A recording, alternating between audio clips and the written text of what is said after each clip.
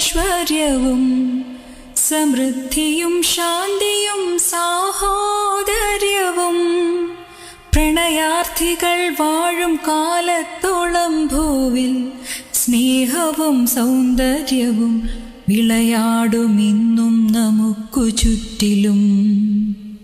പ്രണയിക്കാം നമുക്കീ പ്രകൃതിയെ, പ്രണമിക്കാം ഈ പ്രപഞ്ചത്തെ, പ്രയത്നിക്കാം പരിപാലനത്തിനായി സർവപ്രാണപ്രേരകമാം സുസ്ഥിരവായു ജലജീവ വ്യവസ്ഥയ്ക്കായി.